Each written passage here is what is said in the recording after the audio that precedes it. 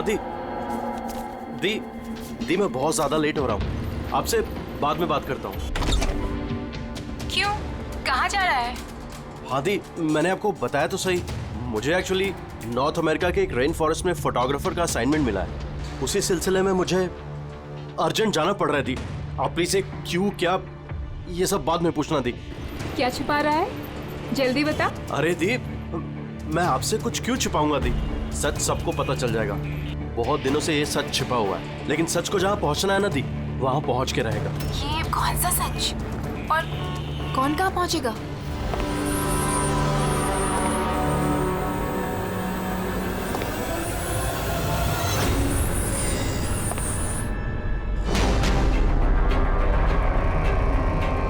माया दी, मेरे पास बिल्कुल टाइम नहीं है। एक्चुअली मुझे लग रहा है कोई है यहाँ पे। बहुत कुछ हुआ है दी, बहुत कुछ हुआ है, लेकिन मैंने वही किया जो मुझे सही लगा। केतन, साफ साफ बात कर, क्या हुआ है? इस वक्त मेरे स्टूडियो में कौन आ सकता है? दरवाजा खोल। दीप, कोई दरवाजा खोल रहा है दी। केतन, जल्दी खोल वरना। कौन है? हेलो, क्या हुआ? खुलता है कि नहीं? हेलो केतन भाई। देखो, आगे मत बढ़ो। कहाँ है वो फोटो? मैंने क्या किया है तुमने? बोलो। केतन, केतन, बोल। मैंने कुछ नहीं किया। बोल दे, नहीं तो मरेगा तू। प्लीज आगे मत बढ़ो। फोटो कहाँ है? जल्दी बोल दे, बता दे। नहीं, मैंने कुछ नहीं किया। तू आज देखो, मैंने कुछ नहीं किया। तो बैठेगा आगे मत बढ़ो। बता।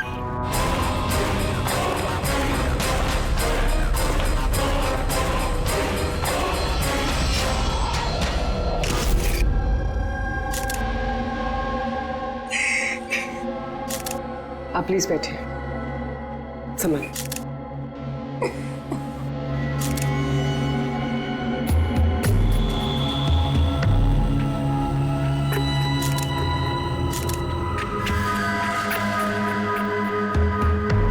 ये क्या?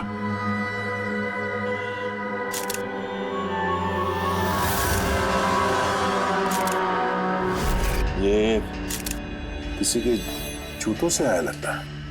सर वो केतन के जूते तो साफ थे, स्टूडियो के फ्लोर पे भी ऐसे निशान कहीं नहीं है। जो स्क्रेपर दे।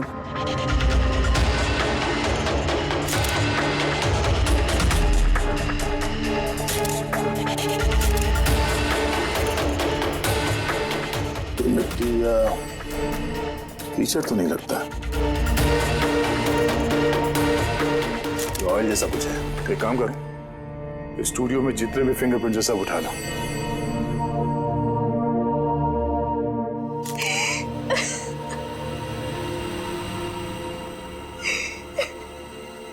माया जी, हम जानते हैं कि ये समय ठीक नहीं है पूछताछ करने के लिए, पर फिर भी आपको परेशान कर रहे हैं। जरा ठीक से याद करके बताइए, आपने ये पूरा हादसा फोन पे सुना था, तो केतन और उस दूसरे आदमी के बीच में क्या बात हुई थी? वो आते ही बुरे तरीके से केतन को मार रहा था, वो चीख रहा था, चिल्ला रहा था, चीजें इधर उधर टूटने की आवाजें आ रही थी। मैंने कुछ नहीं किया, देखो आगे मत बढ़ो, मुझे कुछ नहीं मालूम ना। हाँ, वो कुछ फोटोज के बारे में बातें कर रहा था।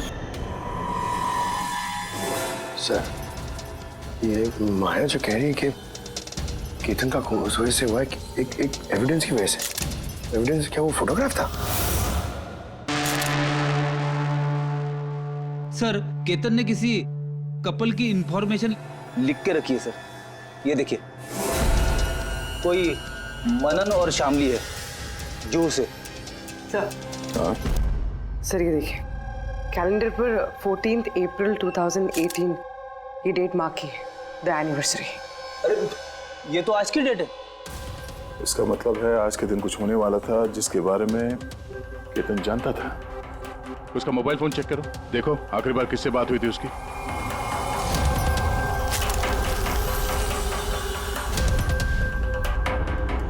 सर, टीएम क्राफ्ट वर्कर्स को फोन किया था शाम को 8:30 बजे।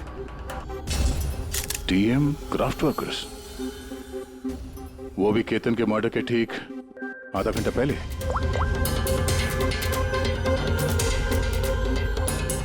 Hello, TM craft workers. जी बोलिए। हाँ, केतन ने आपको फोन किया था। किस लिए फोन किया था? आप कौन? मैं उसका दोस्त बोल रहा हूँ। हाँ, उनका फोन तो आया था। ये पूछने के लिए फोन किया था कि उनका गिफ्ट टाइम से डिलीवर किया कि नहीं। गिफ्ट्स? कौन सा गिफ्ट? एक फोटो फ्रेम था मनन और शामली के लिए। उनकी 25th वेडिंग एनिवर्सरी थी, तो उनको फोटो फ्रेम बना के डिलीवरी करना था। मनन और शामली, उनका घर का एड्रेस मिल सकता है? अर्जेंट है।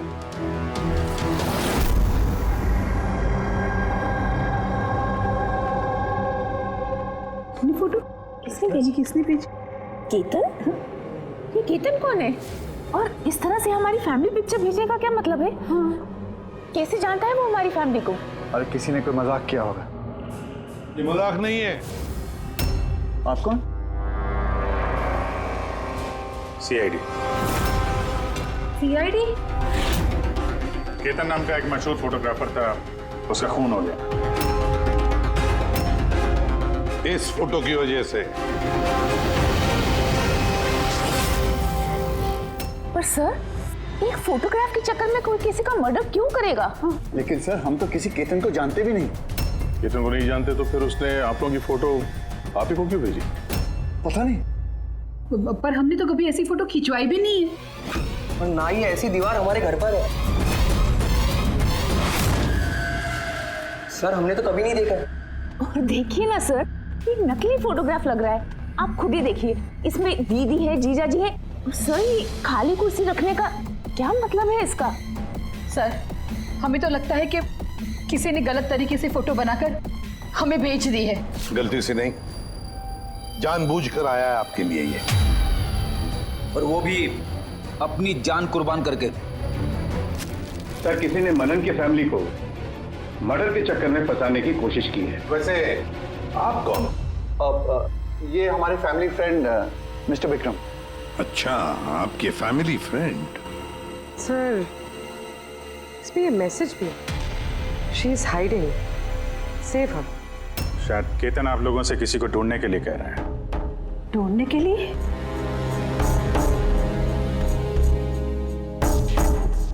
सर, ये फोटो तो मेरी बेटी रिया जैसी लग रही है। हाँ, सर, पता नहीं किसका हाथ पकड़ कर खड़ी है। देखो ना, ये हमारी बेटी जैसी ही लग रही है। नहीं, ये रिया नहीं है। ये रिया नहीं है। ये येलो कलर की ड्रेस मेरी रिया नहीं पहनी थी जब वो गायब हुई।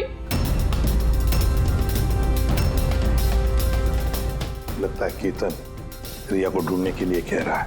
ये रिया है, देखो ना। ये रिया नहीं है। एक मिनट, कब से गायब है आपकी बेटी रिया? 12 साल। 12 साल? सर, ये 12 साल के बाद कोई किसी की इंफॉर्मेशन क्यों देगा? रिया, 12 साल से रिया गायब है।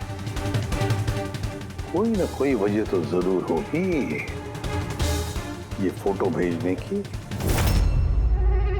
सर, कोई वजह नहीं है, ये सिर्फ एक कोइंसिडेंस है।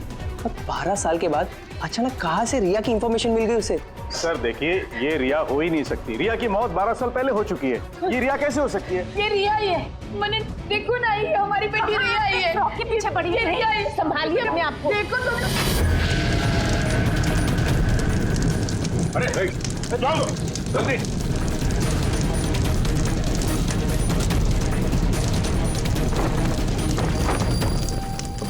सर, ये फोटो तो जल गया, अब क्या करें?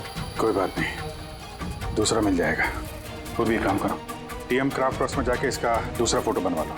और अगर उसके पास नहीं है तो केतन के कंप्यूटर में जरूर कुछ बैकअप होगा, वहां देख लेना। सर, मनन और शामली, आप केतन को जानते हैं या नहीं जानते, इससे हमें कोई फर्क नहीं पड़ता। लेकिन एक बात अच्छी तरह से याद रखना, केतन ने अपनी जान दी है आपकी मदद करने के लिए। वो आप लोगों से किसी को बचाने के लिए बोल रहा है। कोई छिपी हुई है, उसे ढूंढने के लिए बोल रहा है। और वो कौन है और कहां छुपी है वो तो हम ढूंढ ही लेंगे। एक बात अच्छी तरह से याद रखना, जितने भी लोग यहाँ पर हैं तुम से कोई भी ये शहर छोड़कर नहीं जाएगा जब तक हमारी तहकीकात पूरी नहीं होती। हमें तुम सब पर शक है, सब पर। एक मिनट के लिए मनन, शामली, आयशा और विहान इनके इस नकली फोटोग्राफ को बाजू में रखते हैं और उनके पीछे जो दीवार है उन पर कंसंट्रेट करते हैं, ये फ्रेम्स और ये जो पीछे लिखे हुए नंबर्स पर। अब शामली ने इशारा किया था इस फ्रेम पर, 3 नंबर वाली फ्रेम पर, पीले रंग का फ्रॉक पहनी हुई और किसी का हाथ पकड़ा हुआ है उस लड़की ने। शामली को एकदम से लगा सर इस फोटो में ये बच्ची उनकी खोई हुई बेटी रिया है। और फिर ये message, she is hiding, save her. लेकिन सर विक्रम तो बार बार कह रहा था कि रिया मर चुकी है। हो सकता है ये मैसेज रिया के बारे में हो सकता है वो अभी भी जिंदा हो। बिल्कुल हो सकता है पूर्वी, बिल्कुल हो सकता है। और शायद केतन यही कहना चाहता है इन लोगों को, मनन के फैमिली को, कि शायद रिया जिंदा है और उसे मदद की जरूरत है। लेकिन सर उसे इतनी मेहनत करने की क्या जरूरत थी? फोन कर देता सीधे और बोल देता जो भी बोलना है रिया के बारे में, या फिर पुलिस को इन्फॉर्म कर देता। सर हो सकता है उसे किसी ने डराया धमकाया हो और तभी तो मजबूर होकर उसने ये सब किया है। केतन ने तो अपना फर्ज निभाया है और हम उसकी मेहनत को बेकार नहीं जाने देंगे। पूर्वी एक काम करो, ये पूरा का पूरा फोटोग्राफ किसी अच्छे फोटो लैब में लेकर जाओ और ये पीछे टंगी हुई ये जो छोटी छोटी फ्रेम्स है ना, उनको अच्छी तरह से चेक करो। और ये भी देखो ये जो वॉल है पूरी, क्या वो फोटोशॉप तो नहीं की गई है? और रिया के लापता होने की एफआईआर की कॉपी भी चाहिए हमें। केतन मनन की फैमिली को तो नहीं जानता था, तो ऑब्वियसली रिया को भी नहीं जानता होगा, तो फिर उसने मनन की फैमिली को ये इंफॉर्मेशन क्यों दी और इस तरह से क्यों दी? सर केतन का खूनी जरूर रिया के फैमिली से जुड़ा हुआ है सर। इन सारे लोगों के फोन रिकॉर्ड्स चेक करो फ्रेडी, और साथ साथ केतन के फोन रिकॉर्ड्स भी। और एक बात, मनन की फैमिली पर कड़ी नजर रखो और साथ साथ उनका जो दोस्त है ना विक्रम, उस पर भी देखो। ये लोग कहां कहां जाते हैं, किस किस से मिलते हैं, क्या क्या करते हैं। एक एक बात पर कड़ी नजर रखो, एक एक बात की खबर रखो। केतन के साथ जितने भी लोग काम करते थे ना, उनसे मिलना पड़ेगा। आप दोनों तो केतन को बहुत अच्छी तरह से जानते थे, तो कभी उसने आप लोगों को बताया किसी छोटी सी बच्ची के बारे में, जू के एक फैमिली के बारे में, उनके फैमिली पोर्ट्रेट के बारे में? जी नहीं सर, मुझे तो अब तक उसने कभी कुछ नहीं बताया। अच्छा, केतन सिर्फ आपके लिए काम करता था या और भी कुछ करता था किसी और के लिए भी? केतन मेरे लिए फैशन फोटोग्राफी करता था, साथ ही साथ बड़े बड़े फैशन हाउसेस के लिए एक्सक्लूसिव कैटलॉग शूट करता था। माया, आप केतन की बहन है तो आपको तो पता हो गया वो किस किस से मिलता था। सर केतन बहुत ही रिजर्व रहता था, बस अपने काम में ही मग्न, और उसके दोस्त भी गिने चुने ही थे। और सर हाल ही में केतन को एक इंटरनेशनल एग्जीबिशन के लिए असाइनमेंट मिला था, जिसके लिए वो मुंबई की गलियों में घूमकर स्ट्रीट फोटोग्राफी शूट किया करता था। वो फोटोग्राफ देख सकते हैं हम? जी सर।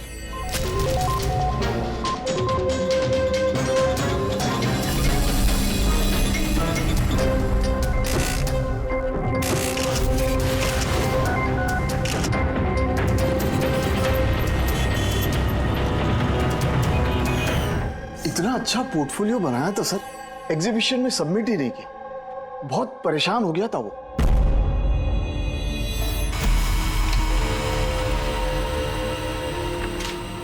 ये वॉल और उस पे लगे हुए सारे फोटोज एंड नंबर्स असली है। और बाकी सब? जिसने भी ये बनाया है उसने सिर्फ इस वॉल के ऊपर फैमिली वालों की फोटोज डाल दी है, इस खाली कुर्सी के साथ, ताकि ऐसा लगे कि फैमिली वालों ने इस वॉल के आगे बैठकर फोटो खिंचवाई। हाँ, लेकिन ये दीवार तो पक्का असली है। काफी एक्सपर्ट इंटीरियर डिजाइनिंग का काम लगता है। मैग्नेटिक वॉल है ये, आजकल बहुत कम जगहों पे देखने को मिलती है। Magnetic wall? हाँ, मैग्नेटिक वॉल बनाने के लिए वॉल को एक स्पेशल पेंट से पेंट किया जाता है, जिसके केमिकल कंपोजिशन में मैग्नेटिक एलिमेंट्स होते हैं, जो उस दीवार को मैग्नेटिक प्रॉपर्टीज दे देते हैं। यानी ये दीवार तो ऑलमोस्ट मैग्नेट जैसी है। एकदम सही। अब उस पे कोई भी मेटेलिक चीज बिना किसी हुक या कील के चिपका सकते हो या निकाल सकते हो। उसी तरह ये वॉल भी मैग्नेटिक वॉल है। Thank you. Thank you ma'am. Mumbai की गलियों में घूम घूम के फोटोग्राफी कर रहा था, जरूर वहीं पे इसे रिया के बारे में कोई ना कोई क्लू मिला होगा, वहीं किसी गलियों में।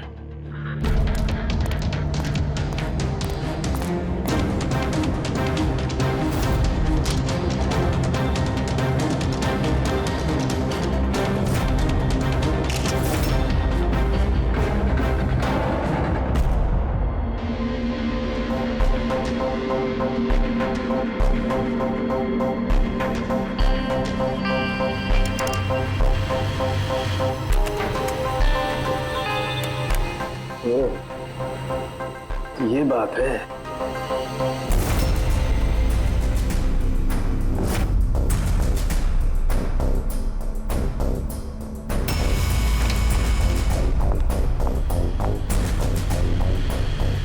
सर, ये देखिए।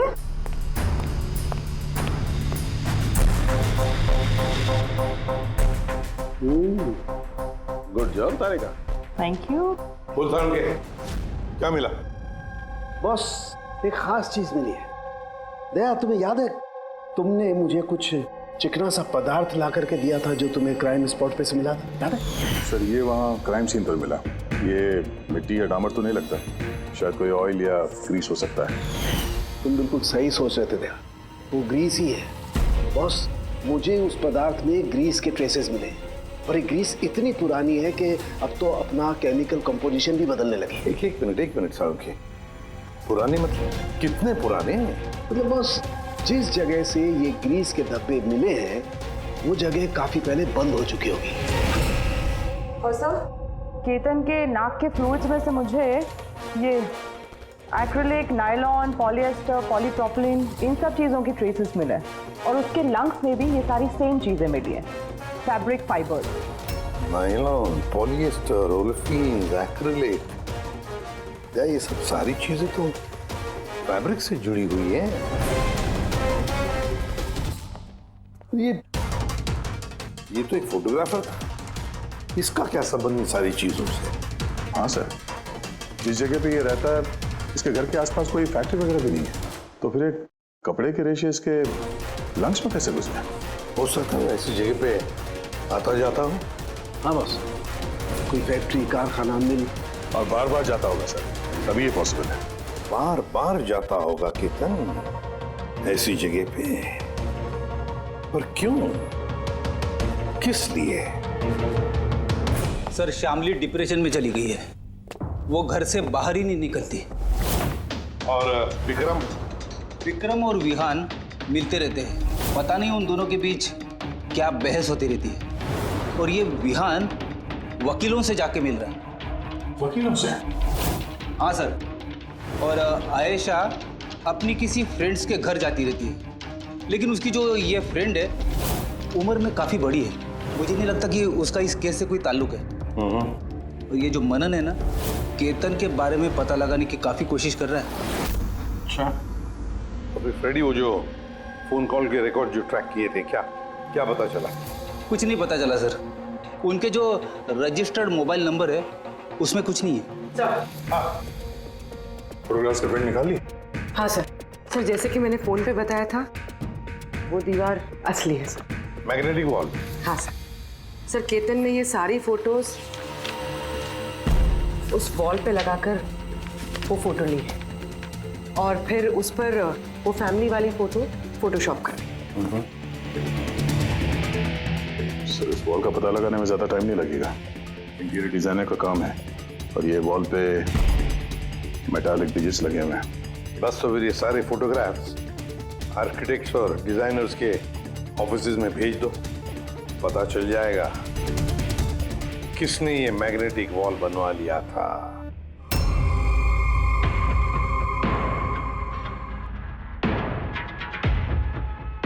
अब ये जो फैमिली बैठी हुई है, इनके पीछे जो दीवार है वो आपने बनाई है क्या?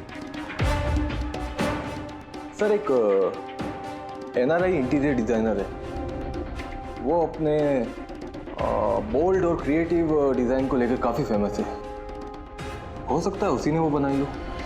ऑफ कोर्स ये मेरे ही डिजाइन्स है, मैजिक लाइफ एड लैब्स के लिए डिजाइन की थी मैंने। इट्स अ मैग्नेटिक वॉल, ये सारे नंबर्स मैग्नेटिक मटेरियल के हैं जिसे बिना कोई हुक या कील के लगा भी सकते हैं और निकाल भी सकते हैं। लेकिन मेरे डिजाइन के हिसाब से ये सारे सीरियल नंबर्स में थे, जैसे 1 2 3 4 5 6 7 8 9 10। हाँ मगर मैम इसमें तो नंबर्स 1 3 2 0 6 7 8 9 ये ऐसे कैसे? हाँ? सर शायद केतन ने किया, लेकिन उसने इस वॉल की फोटो क्यों ली? ये तो अब मैजिक लाइफ एड लैब वाले ही बताएंगे। सर यही है वो वॉल जिसकी आपने हमें फोटो दिखाई थी? हाँ सर, और वॉल पे फोटोज के जो एक्चुअल नंबर थे वो ये थे सर। फोटोज में जो भी चेंजेस थे वो केतन ने किए थे सर। केतन, ये नंबर्स तो ऑर्डर में थे ना, फिर तुमने सिर्फ 3206 को चेंज कर उसके नीचे स्पेसिफिक फोटोज क्यों लगाई है? कुछ नहीं, वो पजल्स बना रहा, नंबर्स और फ्रेम्स को मिला के। एक इंटरनेशनल एग्जीबिशन है उसी के लिए।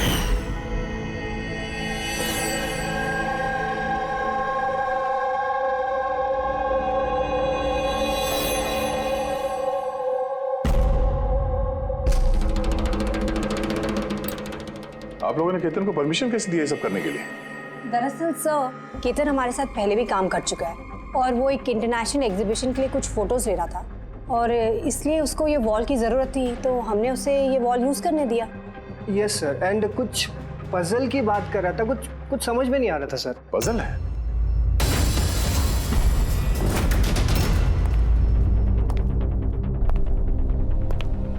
नंबर्स में पजल?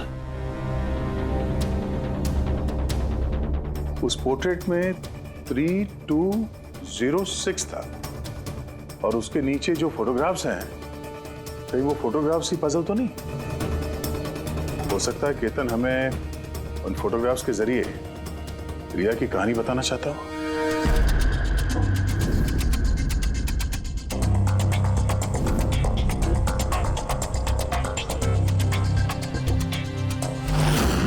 रिया गायब कब हो गई थी?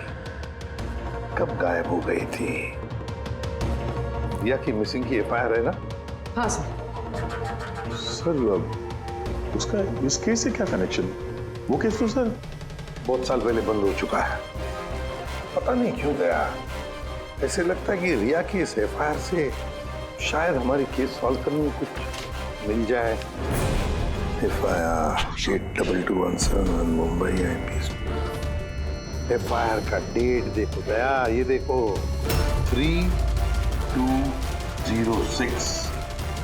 2006, मतलब ये डेट है? बिल्कुल सही, 3206, 3 फरवरी 2006। दीदी हौसला रखिए। पता नहीं मेरी बेटी किस हाल में होगी। आप लोग मजाक तो नहीं कर रहे? आप वाकई में मेरी बेटी को ढूंढेंगे? वो एक्चुअली जिंदा है क्या? आपकी बेटी जिंदा है, ये सुनकर आपको खुश होना चाहिए, और आप हमसे ऐसे बात कर रहे हैं? डैड, मेरी बहन रिया जिंदा है। सर कहाँ है वो? देखिए हम बहुत नजदीक हैं रिया का पता लगाने के, इसलिए आप लोगों को जो कुछ भी पता है हमें बताइए। आखिरी बार आप लोगों ने उसे कब देखा था, क्या हुआ था उसके साथ, और एग्जैक्टली गायब हुई कैसे वो? लेकिन सर इन 4 फोटोज का क्या मतलब है? केतन जरूर हमें रिया के बारे में कुछ बताने की कोशिश कर रहा था। देखो ना फोटोग्राफ्स को, ये 3 नंबर का फोटो देखो, इसमें एक छोटी बच्ची रो रही है, किसी बड़े आदमी का हाथ पकड़ के जा रही है। फोटो नंबर 2 में रिया थोड़ी बड़ी हो चुकी है, ऐसे जाली के पीछे जैसे उसे किसी ने उस जाली के अंदर कैद करके रखा है। ये तीसरा फोटो, इसमें भी ऐसे लग रहा है कि इसे बंदी बना कर रखा गया है। और सर इस आखिरी फोटो में कोई उसे गले लगा रहा है और पीठ पे खंजर मारने जा रहा है। सर ऐसा लगता है कि केतन इन फोटोग्राफ के जरिए रिया की कहानी बता रहा है। एग्जैक्टली। देखो रिया बचपन में किडनैप हो जाती है, फिर वो बंदी बनाई जाती है, और फिर जब वो 18 साल की हो गई तो उसे इन जंजीरों में जकड़ के रखा था। और फिर उसे कोई मिल गया जिसने उसे मारने का प्लान बनाया। कोई ऐसा जिस पर रिया विश्वास करती है? मतलब सर केतन ने जानबूझ के मॉडल्स की ऐसे फोटो बनाई है ताकि सच को सामने लाया जा सके। इसलिए उसने केतन को रास्ते से हटा दिया। रिया बाकी बच्चों की तरह नॉर्मल नहीं थी। उसका दिमाग उसकी उम्र के बच्चों के कंपैरिजन में बहुत ही कमजोर था, इसीलिए उसे लगातार दवाइयों की जरूरत पड़ती थी। अगर वो दवाइयां नहीं लेती थी तो उसका दिमाग कंट्रोल में नहीं रहता था। वो कुछ भी कर सकती थी, वो अपने आप को चोट पहुंचा सकती है, वो अपने आप को मार भी सकती है। तो ये रिया गायब कहाँ से हुई? हमने उसे स्पेशल बच्चों की स्कूल में डाला था, वहीं से वो गायब हुई है। तो फिर उसके बाद आप लोगों को कोई फोन आया पैसों के लिए या किसी और चीज के लिए? नहीं, कुछ नहीं। हाँ, पर बाद में हमें पता चला कि हॉस्पिटल में से उसकी मेडिकल फाइल गायब हो गई थी। फाइल गायब हो? कोई भला ऐसा क्यों करेगा? वो भी ऐसी लड़की की जिसकी दिमागी हालत इतनी नाजुक है। वही तो मैं कह रहा हूं। अरे जिसकी दिमागी हालत इतनी नाजुक हो, वो लड़की 12 साल कैसे जिंदा रह सकती है? अरे मुसीबत थी वो। कैसे कह सकते हैं आप ये?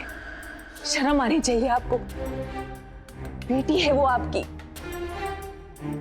एक बात तो समझ में आ गई मिस्टर मनन, अगर रिया मिल भी गई तो आपको ज्यादा खुशी नहीं होगी। लेकिन हम उन्हें ढूंढ के रहेंगे किसी भी तरह।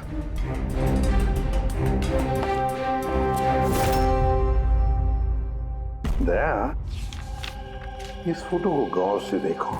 देखो रिया बड़ी हो गई है, 18 साल की हो गई है, लेकिन उसके पैरों में जंजीर जकड़े हैं। सर ये पीछे ये खिड़की कारपेट दिख रहा है पीछे। क्या याद है तारिका ने क्या बताया था? केतन के नाक के फ्लूइड्स में से मुझे ये एक्रिलिक, नायलॉन, पॉलिएस्टर, पॉलीप्रोपिलीन, इन सब चीजों की ट्रेसेस मिले। ये सारी चीजें फैब्रिक से जुड़ी हुई है, कारपेट से। ये केतन फोटोज के जरिए ये बताने की कोशिश कर रहा था कि ये रिया किसी पुरानी मिल या फैक्ट्री में है। सर, चौथे फोटो में ऑयल कैन और खाली बक्से। और वो केतन के स्टूडियो में हमें ग्रीस के धब्बे भी तो मिले थे। तो शायद खूनी केतन के स्टूडियो में वहीं से जा रहा था जहां रिया कैद है। तीसरी फोटो में वो कारपेट वाली गली और चौथे में वो फैक्ट्री। सर ये दोनों जगह आसपास होगी। पहले ये पता लगाना पड़ेगा कि कारपेट वाली गली के आसपास कोई बंद पड़ी हुई पुरानी फैक्ट्री है क्या? जो भी करना है जल्दी करना पड़ेगा बॉस, क्योंकि हमारे मनन के घर जाने के बाद खूनी खुद सामने नहीं आएगा। शायद किसी से वो काम करवाएगा।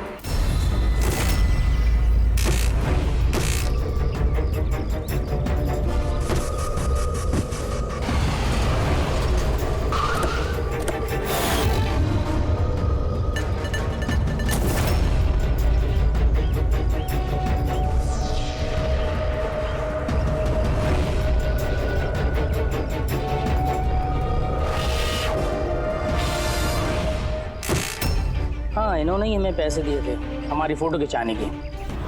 2 दिन के लिए आए थे, तीसरे दिन भी दिखे थे, लेकिन वो शायद किसी का पीछा कर रहा था।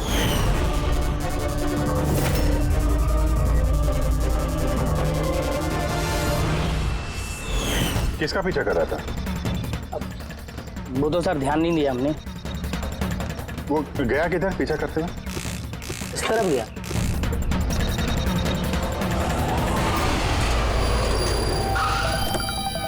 हाँ, पहुंच गया हूं मैं, फिक्र मत करो, जिंदा नहीं बचेगी वो।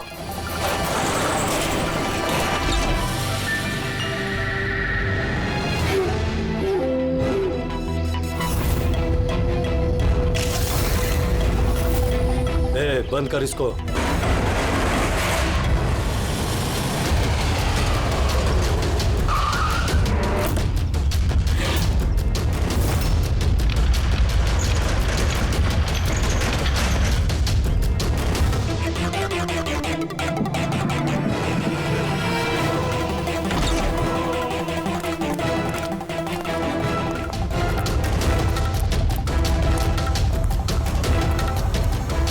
मजबूरी है, बच्ची को खत्म करना पड़ेगा।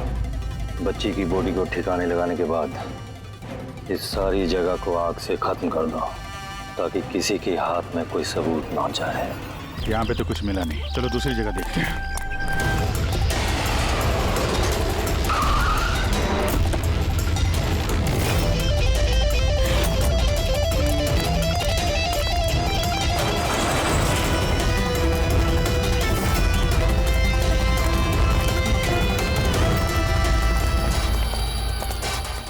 रिया, रिया, तुम्हारे मम्मी पापा के पास ले जाने आए। चलो। रुक जाओ।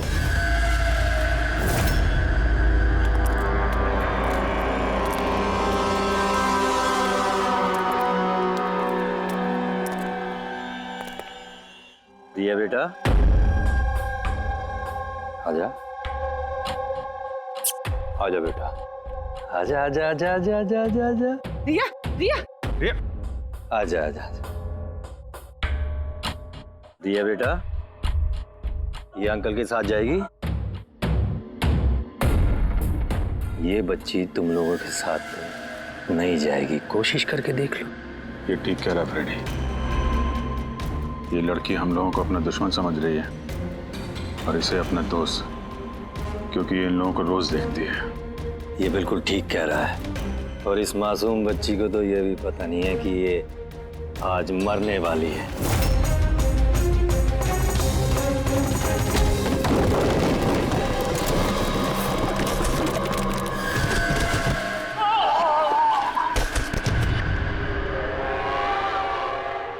कौन हो तुम लोग? किसने भेजा तुम्हें? ये तुम्हें कभी पता नहीं चलेगा।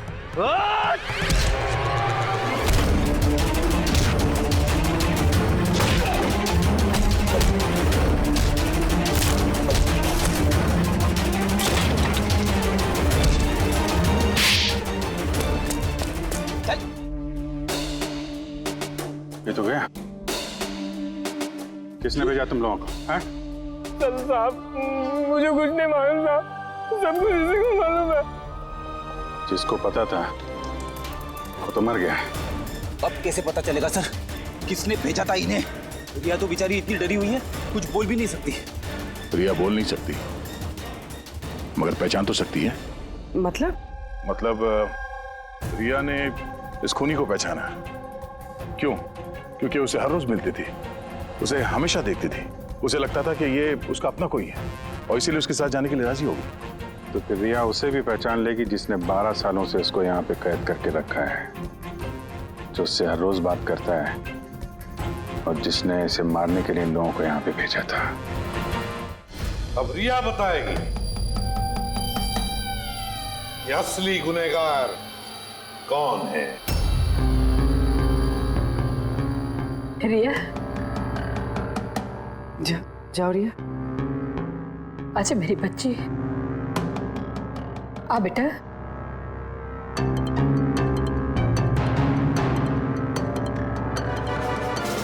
रिया,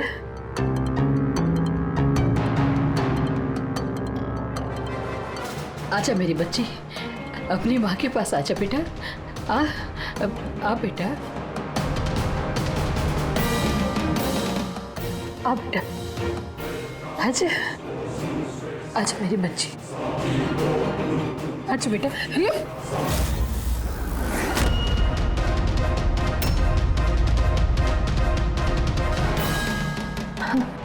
ये तो कमाल हो गया शामली जी। आपकी बेटी 12 साल के बाद आपसे मिलती है, लेकिन आपके पास नहीं है। अपने मौसी के गले लग जाती है। ये कैसे? वो तो माँ की जैसी हूँ ना मैं इसकी, बहुत प्यार करती है ये मुझसे, इसीलिए। अरे वाह मौसी जी, आपसे इतना प्यार कि रिया अपनी माँ को पहचान नहीं पाई और आप ही के गले लग गई। क्यों? और जानती है क्यों? क्योंकि पिछले 12 साल से सिर्फ एक ही शख्स है जो रिया से मिल रहा था, बातें कर रहा था, जिसे रिया अपना समझती थी। ये क्या बकवास कर रहे हैं? मैं क्यों मिलूंगी इससे? मैं नहीं मिली इससे। रिया से बिल्कुल मिली थी, पिछले 12 सालों से मिल रही थी तुम। बकवास हम नहीं कर रहे आयशा, बकवास तो तुम कर रही हो। हमने तो उस डॉक्टर को भी ढूंढ निकाला जिसकी मदद से तुम पिछले 12 सालों से रिया को दवाइयां देती थी, उसकी टेस्ट करवा रही थी। मैं किसी डॉक्टर को नहीं जानती, मैं कह रही हूँ ना आपसे, मैंने कोई मेडिकल टेस्ट नहीं करवाया इसका। बिल्कुल करवाई थी। नहीं, मैंने कोई टेस्ट नहीं करवाया। झूठ बोल रही हो तुम, टेस्ट करवाया था तुमने। मैंने कोई टेस्ट नहीं करवाया, मैं सच कह रही हूँ। मैं किसी डॉक्टर को नहीं जानती। मैं तो इसे 12 सालों से वही दवाई दे रही हूँ जो ये 7 साल की उम्र से खाती आ रही है बस।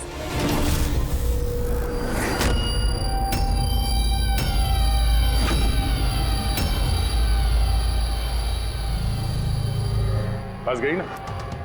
हाँ? इस आदमी को आपने भेजा था रिया को मारने के लिए। उसके मोबाइल में हमें उसका नंबर मिला जो इत्तेफाक से आपकी दोस्त है, जिससे आप अक्सर मिलती हैं। आयशा, तुमने ये सब क्यों किया? विहान के लिए। मेरा डिवोर्स हो चुका था, मेरी जिंदगी का वैसे भी कोई ठिकाना नहीं था। मैं विहान को किसके सहारे छोड़ती? मुझे ऐसा लगा कि ये पूरी प्रॉपर्टी, पैसा, ये सब मेरे बेटे को मिलना चाहिए, रिया को नहीं। रिया तो वैसे भी दिमागी मरीज है। तुमने अपने बेटे के भविष्य को संवारने के लिए अपनी बहन की बेटी की जिंदगी को अंधेरे में धकेल दिया। हा? रिया के गायब होने के बाद मनन और शामली ने तुम्हारे बेटे विहान को गोद ले लिया। यही प्लान था ना तुम्हारा? तुम इतनी गिर गई कि तुमने एक छोटी सी बच्ची को मारने की कोशिश की। मैं उसे मारना नहीं चाहती थी, माँ हूं मैं भी। मेरा यकीन मानिए, मैं रिया को चोट नहीं पहुंचाना चाहती थी। बहुत कोशिश की मैंने उसे संभालने की, लेकिन संभाल नहीं पाई और इसीलिए तुमने रिया को मारने का प्लान बनाया। ये केतन कहाँ से बीच में आया और उसे रिया के बारे में कैसे पता चला? केतन के साथ मेरा अफेयर चल रहा था। भले उम्र में वो मुझसे छोटा था, पर मैं उसकी मदद करती थी। काफी बार मैंने उसे पैसे दिए उसके काम के लिए। सिर्फ बॉयफ्रेंड था, उसने तो तुमसे दिलो जान से प्यार किया। क्या वही उसका कसूर था? तो तुम्हारा बॉयफ्रेंड था तो तुमने उसे मारा क्यों? वो उस कारपेट वाली गली में एक दिन फोटोशूट कर रहा था। बाई चांस उसने मुझे देख लिया और मेरा पीछा करते करते वो रिया तक पहुंच गया। मैंने उसे बहुत डराया, बहुत धमकाया, यहां तक कहा कि मैं उसका करियर बर्बाद कर दूंगी। लेकिन नहीं, शायद उसमें इंसानियत जाग रही थी, इसलिए मुझे उसे मरवाना ही पड़ा। वाह, बहुत खूब। कैसी माँ हो तुम। 12 साल से एक मासूम बच्ची को अपनी माता पिता से दूर रखा। क्या मिला तुम्हें? हा? भूल गई तुम कि देर से ही सही सच्चाई तो सामने आ ही जाती है। अपने स्वार्थ के लिए बहुत बड़ा जुर्म किया है तुमने। कानून तुम्हें कभी माफ नहीं करेगा। कड़ी से कड़ी सजा होगी तुम्हें, कड़ी से कड़ी सजा।